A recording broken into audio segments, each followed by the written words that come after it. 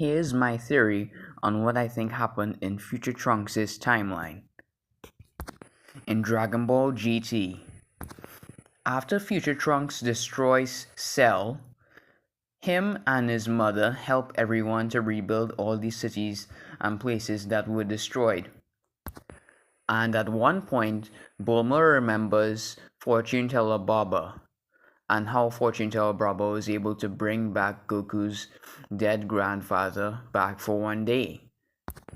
So she goes back to Fortune Teller Baba and asks Fortune Teller Baba if she could get in contact with King Kai so that King Kai could help them locate New Namek so that they could bring back everyone who was destroyed by the androids.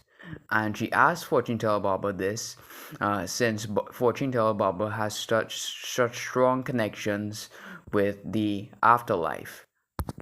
So Fortune Teller Baba gets in contact with King Kai, who alerts them and tells them the location of New Namek.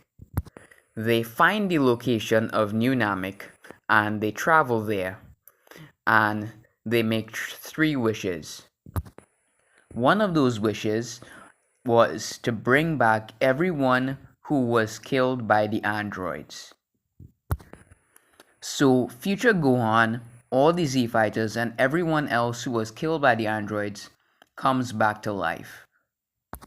And remember how strong Goku got from training in the afterlife for 7 years in the present timeline.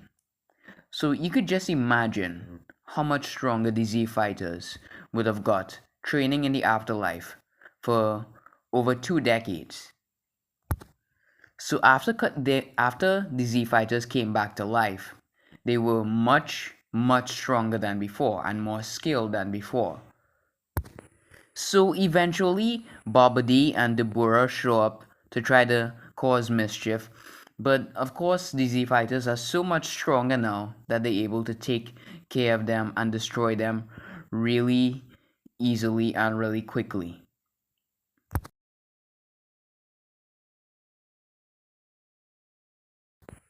And prevent Boo from ever coming about in the first place. Later on, Pilaf and his gang try to use the Black Star Dragon Balls to make a wish, but Dende notices them trying to do that, teleports in, and makes the dragon go back in the balls. Then he punishes them for trying to steal the Dragon Balls and use them. So the Shadow Dragons never appear this time around, and there's no need to fly around the universe this time around looking for Dragon Balls. And as a result of them not going around the universe looking for Dragon Balls, Baby also doesn't show up on Earth. Because remember, the only reason he showed up before was because they traveled around the universe and they encountered Baby, and he ended up following them and going to Earth to do mischief. So Baby doesn't show up on Earth this time, and the Shadow Dragons also don't appear. Super 17 appears though, but since they're so much stronger this time around and got so many years to train both in the afterlife and in the living world, they make short work of Super 17 pretty fast. And Super 17 is destroyed, and all is well and good in the end. Some people might say that Dende stopping the Pilaf gang like that doesn't make any sense.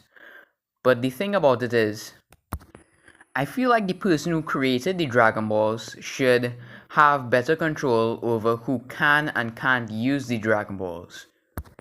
Dende just standing there or floating there while Pilaf and his gang make some evil wish with the Dragon Balls, it just doesn't feel right to me, And you might be thinking, how is Dende going to teleport in there and stop them?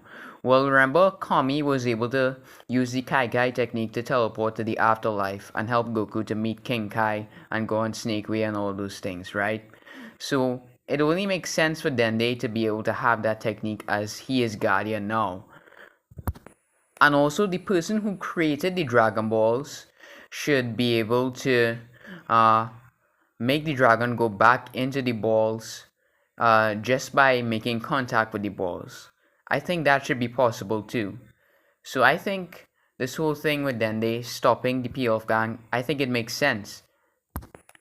And another thing about it is, the future timeline getting a good ending like this. I feel like I actually preferred this way compared to Dragon Ball Super.